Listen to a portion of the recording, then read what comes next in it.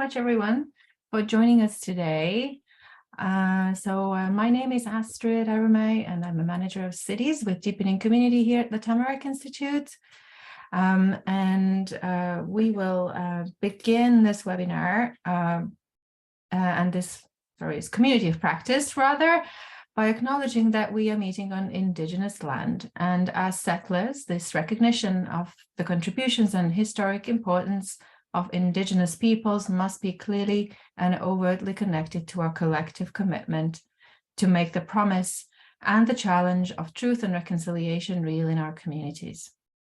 So as part of our commitment to Canada's truth and reconciliation process, we recognize the importance of land recognitions as one small way of honoring and demonstrating respect for the diverse histories and cultures of all Indigenous peoples. And as for myself, I'm joining you from the traditional unceded, unsurrendered territory of Kanien'kehá:ka Nation. So Tiohtià:ke, or Montreal, is historically known as a gathering place for many First Nations. And this acknowledgement and my ongoing learning about those who have lived on this land over time are parts of my ongoing commitments to reconciliation. In terms of technical considerations, as always, we're recording this session, so you can catch up with this later in case you missed it today, or if you want to revisit parts of it. Please use the chat box to ask any questions and add any comments. And if you need any technical support, Connor is here to help need any assistance.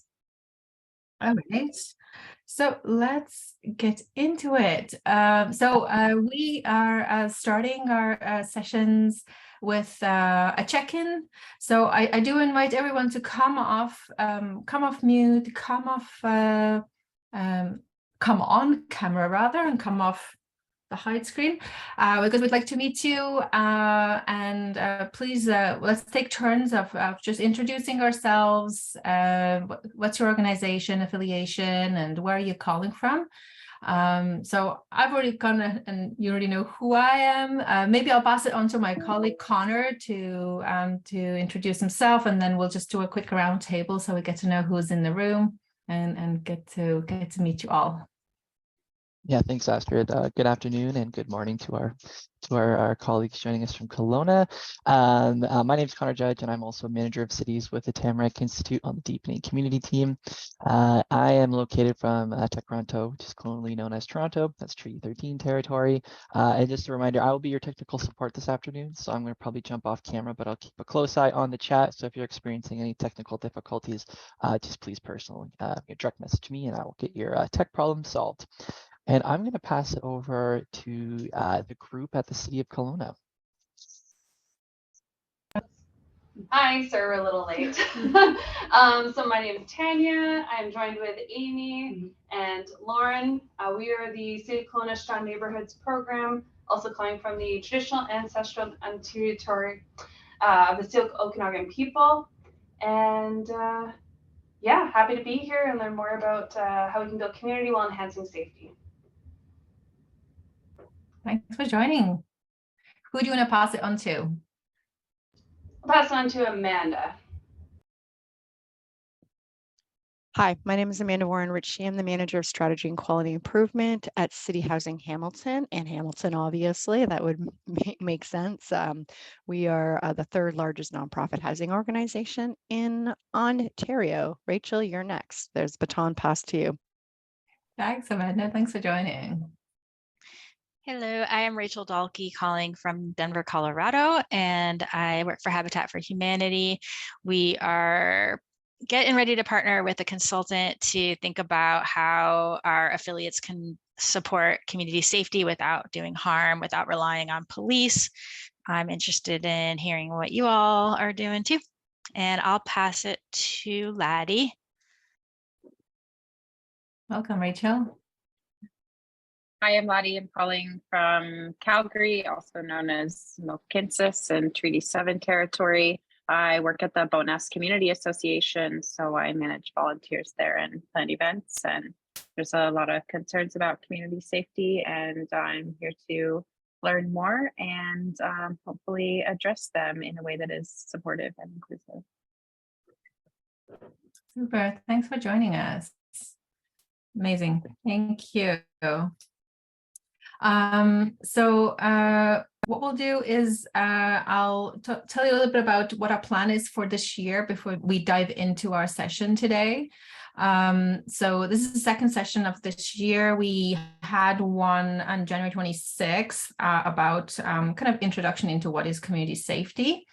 And today's session is on belonging and community safety. And then what we have planned for the rest of the year is a series of sessions. So the next one is on neighborhoods function in community safety. So we're going to really kind of dive in a bit deeper into the connectorship, the connectors, the role of neighborhoods and the functions in community safety. Then over the summer, we'll look into also the design and community safety aspects of both urban and rural design in this. And we'll then move on to exploring this sort of more of a systems approach to community safety. Then looking at community safety and going beyond law enforcement. And finally, how could we use collaborative approaches for community safety? So that's kind of the journey that we have planned for this year. So you can kind of like look and see what interests you, and you can then join the sessions. And if there's anybody that you know who might be interested, then you can just like forward them as well the information to sign up. All right. So that's the plan for this year. So let's dive in. So today's topic is belonging and community safety. And so I'd like to go and kind of explore a little bit what is belonging and try and unpack that, because it's quite a big word. So belonging really is an intrinsic human need, right? So it's like love, safety, food, and shelter. And actually, even on Maslow's hierarchy of needs, it's positioned third, right after like the physiological needs and safety. Belonging is third. And much of recent research has shown that finding sense of belonging in social relationships with our community is really essential to our well-being. And, we're social creatures, and, for millennia, we have depended on each other and our community to survive. So it's really hardwired actually into us. South Africans, they have a name for it, Ubuntu. So I am what I am because of who we all are. Or sometimes they also say it, I am because we are. So, and these are really the words of Leymah Gbowee, a Liberian peace activist and Nobel laureate. And these words were often shared by Archbishop Desmond Tutu in the process of rebuilding post-apartheid South Africa. And Ubuntu really speaks to the very essence of being human and what we are, and that we are inextricably tied to one another, both in a natural, like in the biological, and in the human web of life. Brené Brown, in her book of Atlas of the Heart, she describes belonging as being somewhere where you want to be and where they want you. So it's like the opposite of fitting in, really. So belonging is very different from fitting in and trying to fit in. Really having the sense of connection to a place and people is part of belonging, and where people care for those around them and feel cared for by others. And author Kim Samuel, she describes it as feeling at home, being in a place where you feel at home.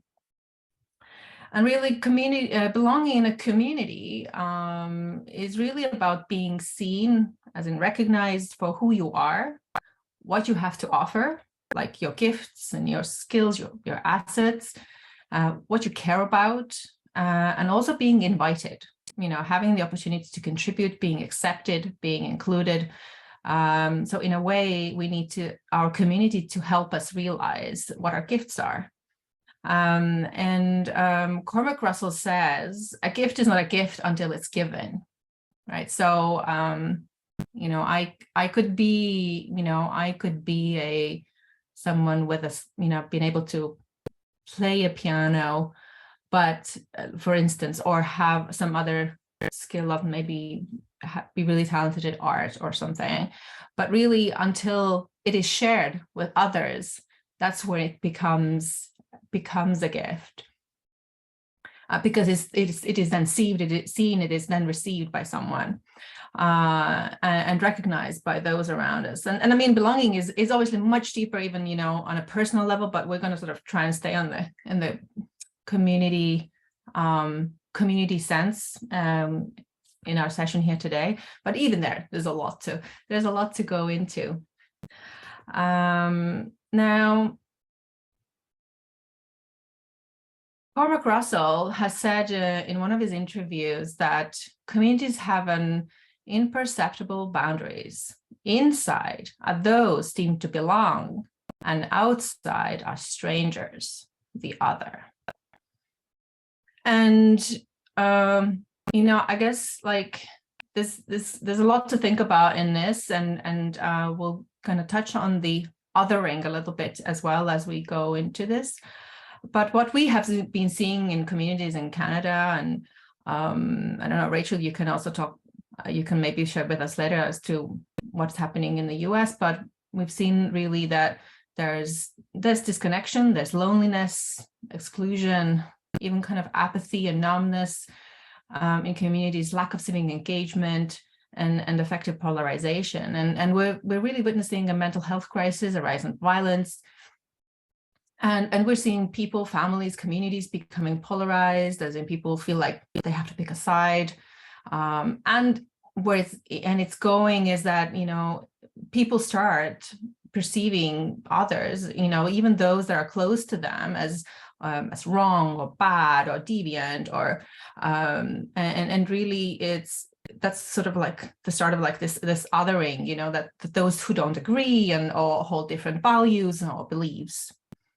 And so where is this coming from, right? Is the kind of the question we wanted to ask, is that, we have the rise of individualistic practices and values, that's been driven mostly by the socioeconomic development that's being observed as a global phenomenon for, in the past century, and really has been on a steady rise in the past 50 years.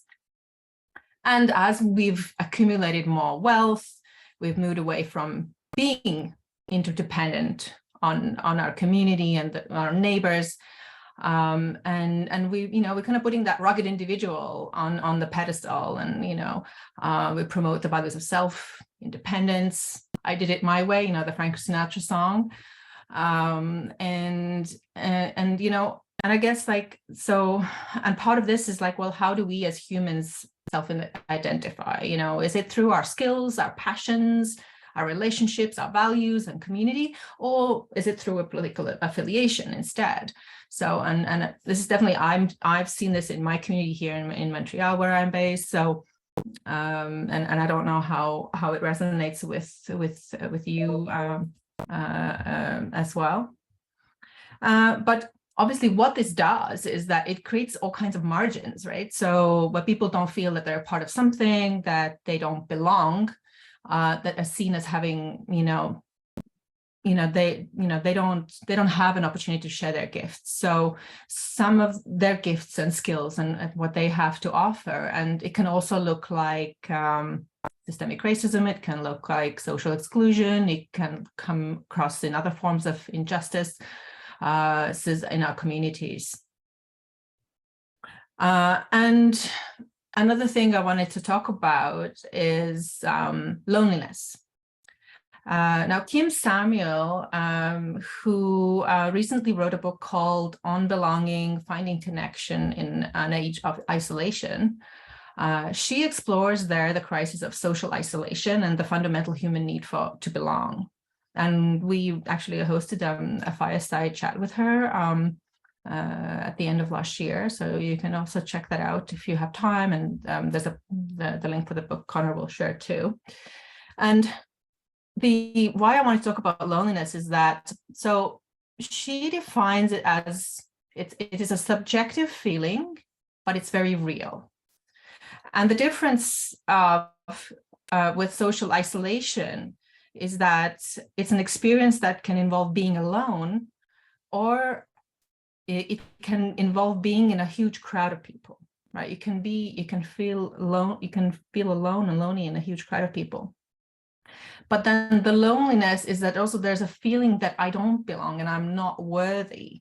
So, and where this is going is that, so Samuel, so she adds that the social isolation undermines an individual's sense of self.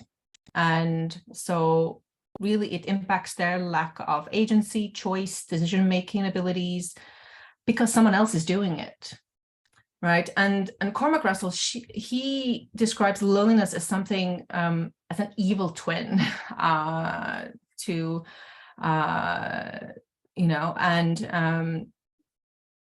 having an evil twin, and that is uselessness. And it kind of goes to that of, I don't belong, I'm not part of it, I'm not worthy, therefore, well, I'm of no use to this, so or here. So what happens is then people are feeling as not needed, and rather like needed. So, and what we want to have people in our communities, we want them to feel needed. And that's so much as well about youth. In our session, what we had with Cormac Russell and John McKnight recently, when they came and talked about their new book, they touch on that as well a lot, about needing to be needed, instead of being sort of portrayed in a position of kind of feeling useless or almost like needy. So like on this kind of the slide, I put in the middle really like things that foster really the descriptions of a strong sense of safety, and what's kind of, what's on the outside, right? So at the neighborhood level, what we see, so how does this show up? So a sense of connection to place and people. So really being part of a place, feeling at home and welcome. It is our home after all. Our relationships with neighbors, interdependence, connection, recognition of our gifts and skills and passions, the whole give and get exchange that community enables us to do. Inclusion, a big one, being seen for who you are. And when we are willing to listen to all, and when we are willing to do community with others. So all means all, and not as long as you're willing to be a client, right? So it's the real EDI. Caring for others and being cared for, like looking out, I'm looking out for, I know my neighbors, I look, if something were to happen, I would look out, I look out for them and they look out for me. Sense of safety, right? So being engaged in a community, is there something that we care about around us enough to act upon together, right? What are the things in our community that I want to act upon, that I care about enough to do so? Seeing the humanity in others, really removing the politics and the prejudice, and seeing the other person for who they really are, and respect for what others care about, right? So recognizing that people do care, even when they are not taking any particular action, whether it's for climate or for other causes, that so that we can kind of remove that fear and the guilt from the conversations. And, very often people will warm up when we remove those things. So something interesting I came across, and this is, I have the stats for Canada here, but I don't have for the United States, but the government actually has been measuring belonging for just over 10 years now. So, and it's been done through different Statistics Canada surveys, Canadian Social Survey, General Social Survey, and so on. And the kind of questions they ask is essentially are, how would you describe your sense of belonging to your community? Is it very strong, somewhat weak, very weak, or no opinion? And here are some of the stats that I wanted to share, just to kind of like throw it in there. So in the most recent one, in 2021, 2022, so 47% of Canadians reported having a strong sense of belonging in their community. Now, this percentage actually was lower among young people between 15 and 34. It was 37 to 44%, and other minority populations, it was lower, it was only 36%. So it might seem like, oh, okay, well, that's not so bad, right? But I guess like the thing with stats is that, so what about the other 50%, right? So, and this is so much of the work that we're doing, and it kind of like speaks to the fact that we know that our communities need regenerating to enable the functions such as the community safety. And what was also interesting that came out is that there was a strong sense of belonging in rural communities. So it was stronger in rural and in some provinces versus the other. And yeah, in rural, 56% of people felt a sense of stronger sense of belonging versus rural of 45%. And the worst provinces were Ontario, Quebec, and Alberta, with only 46% of people feeling the strong sense of belonging. And it was the strongest or highest in Newfoundland, Labrador, and in Saskatchewan with 55 and 53%. And at our, and I just to kind of like, to kind of add to this, we did a community of practice session back in November with, and that was on a community practice for emergency preparedness, community's role in emergency preparedness. And we covered a story of Gander, Newfoundland, and their community response to 9/11, when they took in close to 7,000 stranded passengers. And basically doubled their population in a matter of hours. And then the key part of why the community was able to come together at such speed and cohesion was really because of their strong social infrastructure, their community fabric. And when we asked Mac Moss, who was at the heart of the community organizing and the relief efforts at the time, and who later actually interviewed the community organizing relief efforts, and he interviewed municipal service organization leaders, airport personnel, members of RCMP, Canadian Red Cross, educators, clergy, many others who had volunteered to give the passengers, food, shelter, laundry, love, and everything. So he wrote a book about it. It's called Flown into the Arms of Angels, Newfoundland and Labrador's Unsung Heroes of 9/11. As to so we asked him, so what really made this community response so unique? And this is what Max said. So he said, for hundreds of years, the people of Newfoundland and Labrador have depended on the kindness of their neighbors to see them through difficult times, particularly in the remote outport settlements. And that level of kindness is spread into every person in the province. And then 9/11 triggered that response in over 20,000 volunteers that care for the stranded passengers.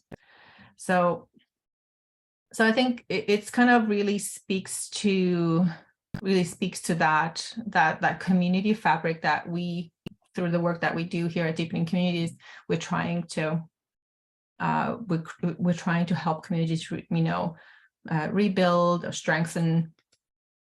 So that's kind of what I wanted to share with you. And so let's go into talking about a little bit, bringing in the asset-based community development, so that ABCD.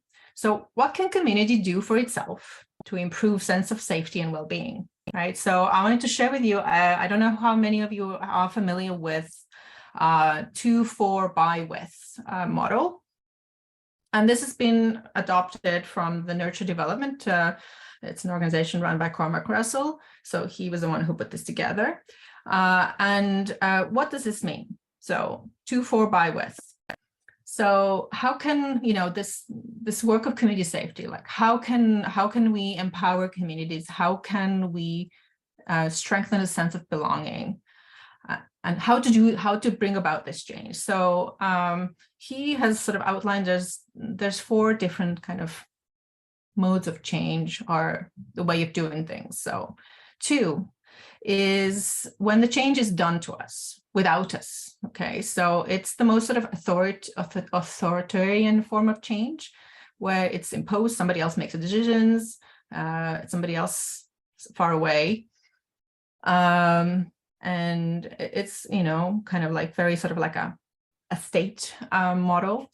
When we do things for someone or a community and so on, you would think it's good, right? It's, you know, and he describes it as the charity model. Okay, so when the change is done for us, but it's still done without us. Okay, so it's kind of like a benevolent form of top-down change. You know, it's still imposed, you know, although it might be perceived that it's serving a unique, a genuine need, but the people that are being served in a way, they are not part of it, right? They are not part of this solution or this help. Now, with is when the change is done for us, with us. Okay, so this is more of the social model. So maybe you've heard of more like nothing for us, about us, without us.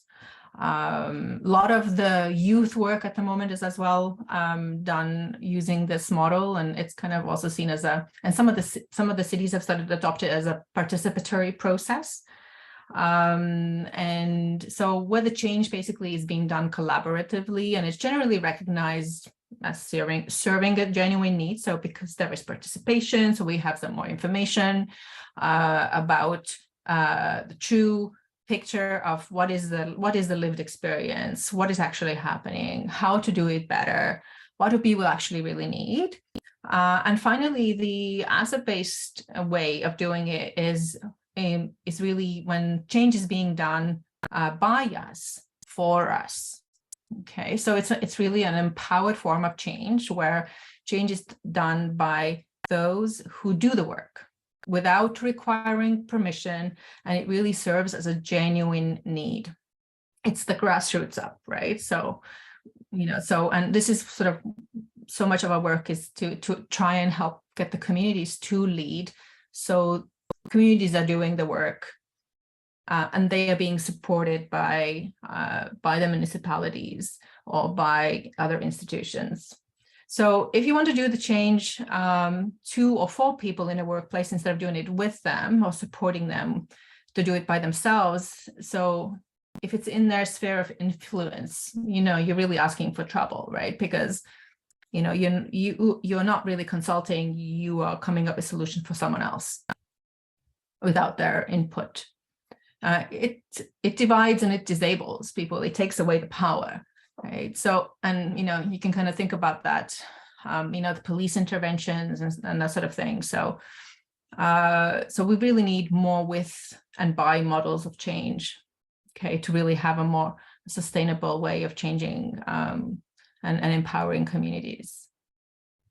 So there's a few things that should be considered and it should be considered in a sequence. So really you have to think about, well, how can we start with what people can do for themselves collectively without any outside help?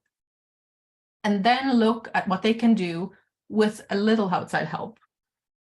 And then finally, once these local assets have really been fully connected and mobilized, you know, once people know, hey, well, what do we actually have here in a community? What's already strong? Who's able? Who wants to?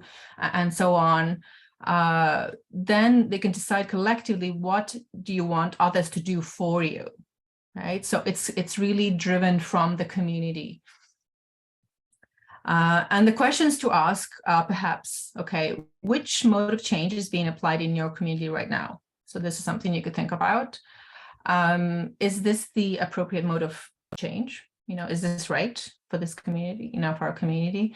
And if not, what is the more appropriate mode of change that meets more stakeholder needs and helps to connect the existing assets and including your own? So those are kind of like the questions I would say to reflect on this one and to see what would fit best. Now, considering that community safety, we know it's complex, it's interrelated. We know it's related to socioeconomic factors such as poverty, inadequate housing, income. We know it's multidimensional, and it impacts mental health, well-being. We also know that community engagement, economic equity, access to education and educational achievement, access to high-quality healthcare, and built environments, such as well-maintained parks, voluntary organizations, coffee shops, and so on. These all contribute to community safety. And recent research actually outlined that community engagement drives safety, right? Whereas community marginalization is related to violence. And Connor's going to share this piece of research that I came across.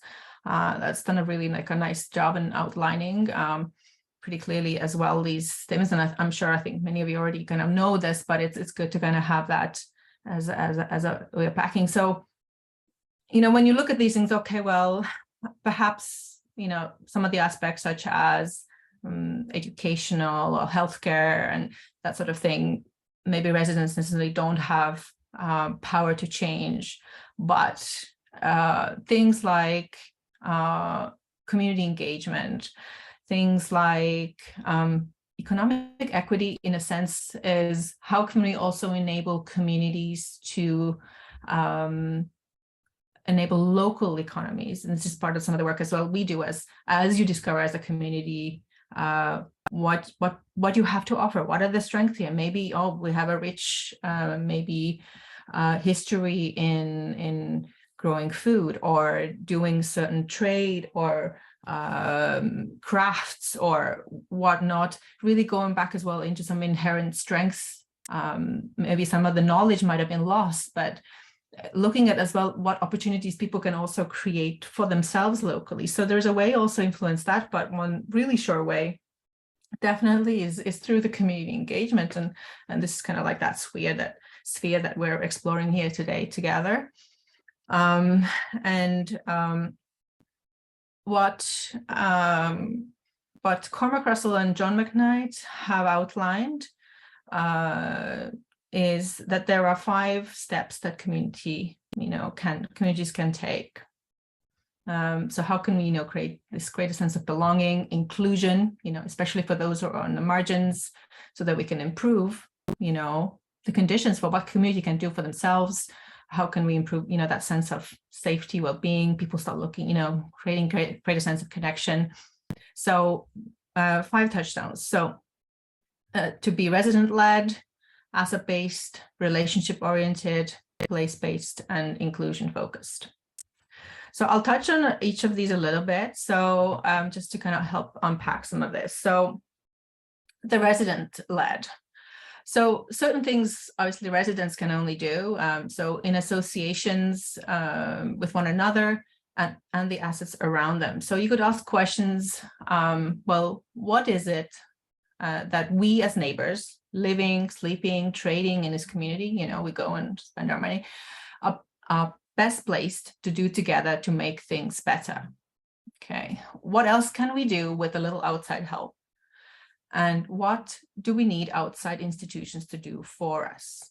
Okay, but the community needs to ask itself that, right? People need to ask that question.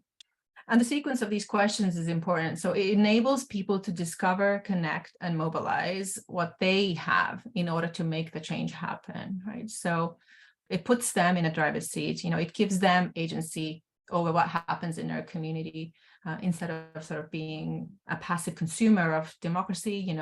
They are actually active citizens. They're empowered by their associations. They will take the lead by using what they have to secure what they need. Yeah. So in this way, citizens can also assume really a powerful lead in directing outside helpers. Okay. So they will ask for what they need instead of outside institutions coming in and bringing in things that may or may not work. Okay. And the key, and here's the key. So until citizens know or residents know what local resources they have and control, they can't know what they need from outside, right? So, and that's kind of like, so part of the asset-based community development work is a process of discovery. There's a whole process of discovery. And this is some of the work that we do here at Deepening Community. The second step is asset-based. Okay, so start with what's strong and not with what's wrong. So kind of like looking at the glass half full, not half empty, right? So it's not an attempt to minimize life's challenges or normalize injustices, but it's really about leaning into relational power to produce sustainable and satisfying change. So starting with what's strong enables local people to organize, to address what's wrong, and make what's already strong even stronger. And it challenges, those that put labels on certain neighborhoods and be like, oh, well, that's the worst neighborhood, or, and they think, well, certain places are known by all the things that are bad about them, but nobody's looking what's good about them. And it's completely disabling for these neighborhoods. So the asset-based way is, let's look at what's strong first. Right, and how can we then together find ways to improve what's actually missing? So it says, open your eyes and see what's actually before you, the whole picture, not just the half-empty glass. And when you view people and place, by the sum of their problems, it's hard to recognize the capacities and resources that exist. Really the gifts of individual residents. Really the inventiveness of associations, environmental fruitfulness, cultural heritage, economic possibilities, what I kind of mentioned before. So to really show up in a neighborhood, you really have to kind of like stop those impulses to fix and save and deliver and lead, and really trying to be more curious and collaborative and humble and look for these buried treasures and make these invisible assets visible, right? So, and then build from there. So third touchstone is the place-based, so you start where you are, you start at your local place, your community, really seeing our neighborhoods as the primary unit of change. It's not too big, it's not too small. Right. And it's a really powerful strategy for addressing some of our most, intractable social, economic, political challenges. And it's really the opposite of doing the 2 and 4, and where the solutions are created outside the community and beyond the community's control. So by intentionally organizing, this relational power at the neighborhood level, really the local residents can bring their local human, associational, environmental, economic, and cultural resources together. And neighborhoods and small towns, villages and blocks, they really are the best scale, where regular people can come together and they can make an impact. Then relationship oriented. Okay. And the last two, I think, for our conversation today are the most sort of, for me, kind of resonated the most. So the next step is really to lean more towards our cooperative and community relationships and away from competitive, individualistic behaviors, and while our approach considers every person as having, gifts, skills, experiences, passions, the collaborative aspect, it taps into this relational power. What can we do together? We're greater as a sum of all parts, right? So, and really it enables this grouping up, this cooperative like behaviors, to amplify and multiply capacities in individuals, and really that the societal whole is greater than the sum of its individual parts. And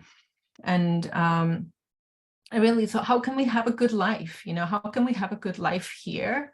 And we can't do this alone. We can't do this work alone, and we need those around us.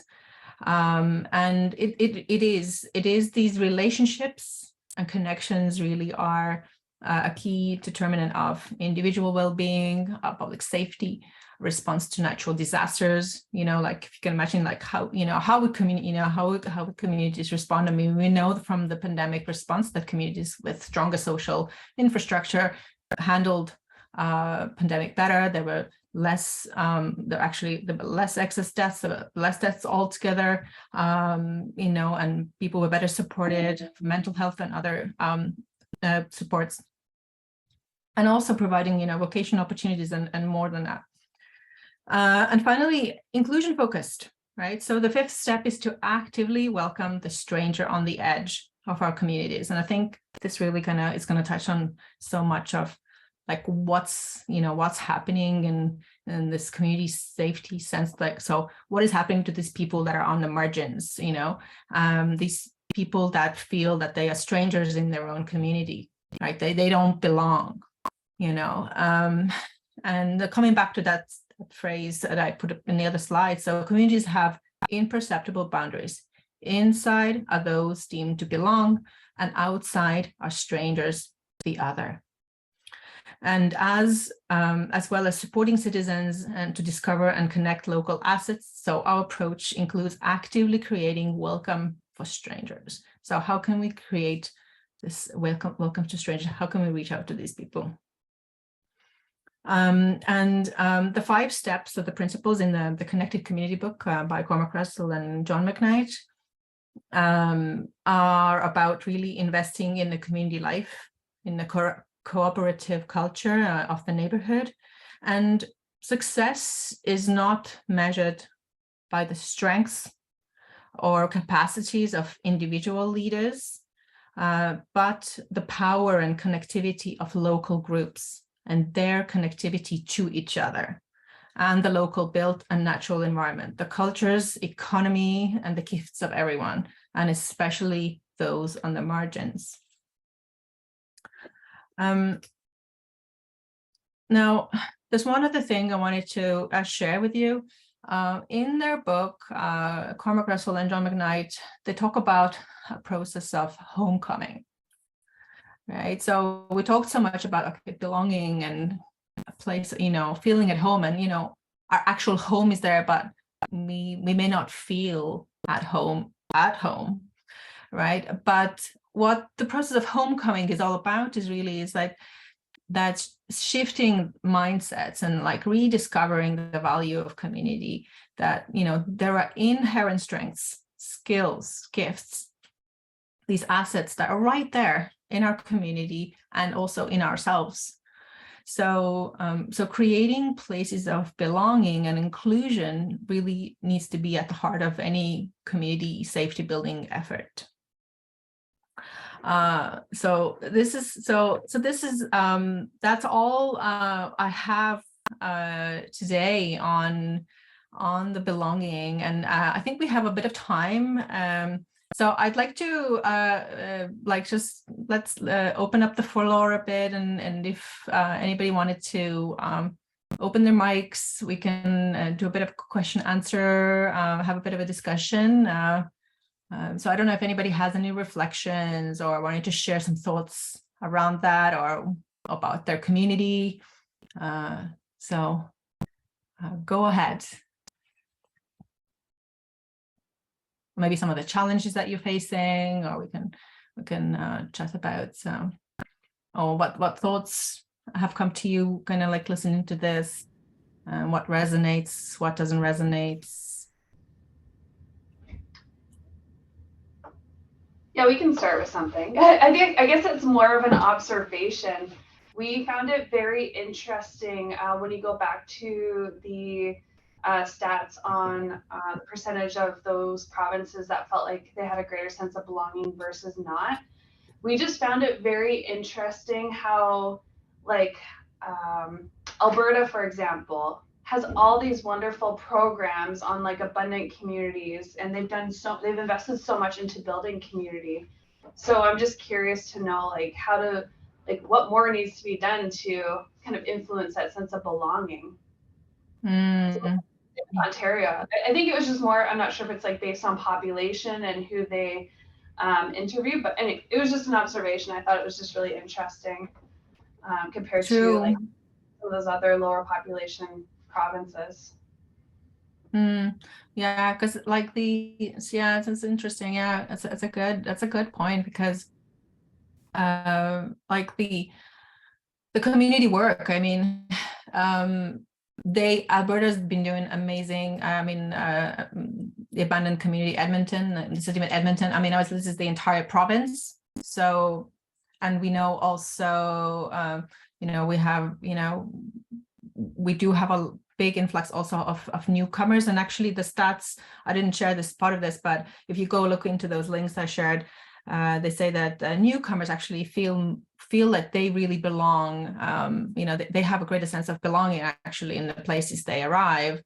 And in general, people have a stronger sense of belonging to Canada, but not so much to the place where they live, like their local community. And, like, we know that a lot of communities have become kind of like bedroom communities where, people are just driving in and out to a nearby city or the bigger place to work and come home.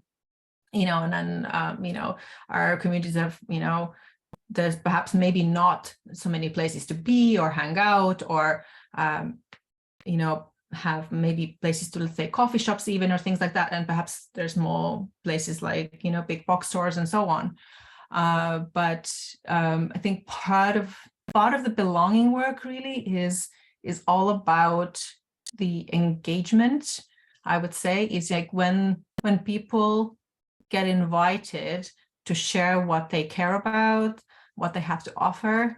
I think creating more of those opportunities, I think will really, because then you feel you are building that connection with a place where you are, and you feel like you're able to influence it, right?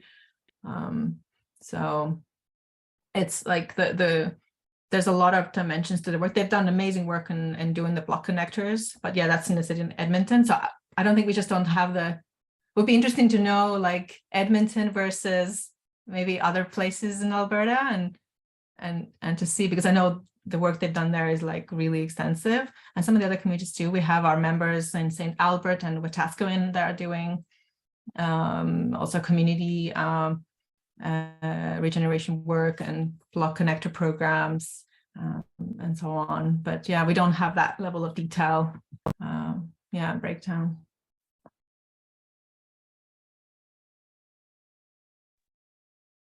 I don't know if anybody else. Yeah, I'll pop in. Sorry, my name is Amanda. I said I work at City Housing Hamilton, but I didn't say that it's Hamilton, Ontario. So sorry, I forgot to mention that piece, just to clarify that piece.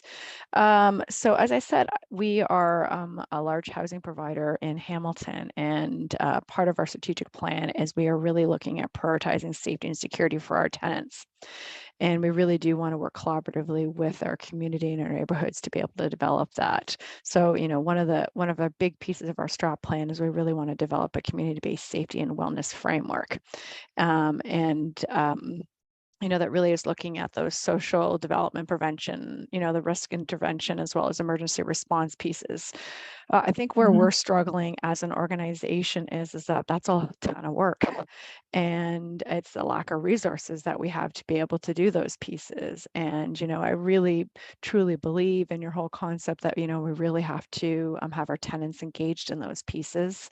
And it's where we're struggling is that we have a lot of crime that's happening in our properties, right? So we understand that, you know, and tenants aren't going to come out to work on safety if there's crime in those communities. So how do we balance those pieces out so that we kind of can get out into the community to start working on some of those things, and with the limited amount of resources that we have to be able to even to do this type of work. So that's where we're struggling as an organization. I know that I'm not asking for an answer for that, but I just, you know, want to give context wise about A, why I'm here, and B, where we're trying to go. Like, I know where we want our end goal to be, but like, we are so at the very beginning of all of this.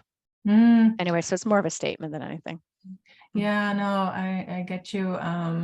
There was actually another member that is part of our deepening community network. They also in their community, they have a lot of safety concerns and so on. And like one thing, and I think maybe like the next session we'll go into it, we'll touch on it more. Like, there are things that you could do, you can start with that will not require a ton of resources, is really to start and enable that connecting piece, and just to start with just discovering, like, well, how well connected, because if you have if you know, like, crime on the properties is this issue, and like some of it is also like bringing our backyards to front yards, and, you know, having more eyes on the street and all those kinds of things. But knowing also, well, you know, how well connected are people? Because I think you see, like, some of this thing of like, we have become so isolated, we don't really even look to see what's going around us. So, you know, bad things can happen without us, you know, even realizing it's happening, and it's happening next door and whatnot. So is to understand, one of the key parts is like mapping and understanding how well the community is connected, you know, like the level of connectedness in the community, and then trying to find out who in the community is somebody, finding basically like what we call like our connectors, like our champions. These are people that are like naturally good at connecting. They talk to others. They kind of have a more sense of like what's going on. You know, they might be people that will say hello to others, and they will perhaps come and give someone a helping hand. Or these are really the kind of like these natural connectors. And one of the pieces of the process is to find these people. And you start maybe off with 2, 3, 4. We've had cities that started off with five people. And then you get these people together and you meet with them to say, hey, well, you know, what are your hopes and dreams for this community? What do you want to do? How can we support one another? And then you start really empowering them, and they will be able to then, we have a program called, it's a way of basically to do this is a block connector program. And actually in our next session, we're going to have, and they're here today as well, our members from the city of Kelowna are going to come and talk about how they put in place a block connector program. And they also have a safety, block safety program as well. And block watch, sorry, there you go. I was looking for the word. So and what they did is they connected the two together. So we have connectors and the block watch kind of working together. So in the next session, we're going to learn about their experience and how they went about it. So I think that will be really interesting to kind of like have a bit of like a hands-on experience in how also the residents can take part and have some agency over what is happening in the community. Because you know, we're not expecting the community members to go out and become vigilantes and police and whatnot. That's not what we want to do. So that will be the next session. So I think it will be quite interesting. So I maybe recommend you come join us at our next session. And if you wanted to also reach out, we can also connect separately if you'd like to. And I can, you know, more time to reflect and things I can suggest, maybe some starting points and ideas. Thank you very much.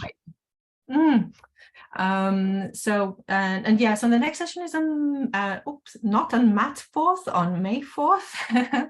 Yeah, really, thank you so much for being here today. And we have just a couple of announcements before we close off. We have a very exciting event coming up. Our annual gathering is taking place in St. Albert, Alberta, on June 6th to 8th, and it's open to everybody. Lots of our members are coming, but it's also really it's a 2.5-day event about asset-based community development, and when communities and municipalities meeting in the middle. So Connor will share the link as well in the chat. And then I would just ask you if you could also just answer this quick survey. We're trying to make sure that these spaces and these sessions that we create are relevant and helpful and so on. So if you could just take 2 minutes to fill that out. It's a Google form, and it's an anonymous survey. So we would be much grateful for that. And thank you really so much for being here today and taking the time. And as I mentioned, if you have any other questions or you would want to have a one-on-one kind of session to explore a few things, just feel free to reach out to me, and I'll be super happy to set up a time and we can talk about it some more. Thanks so much.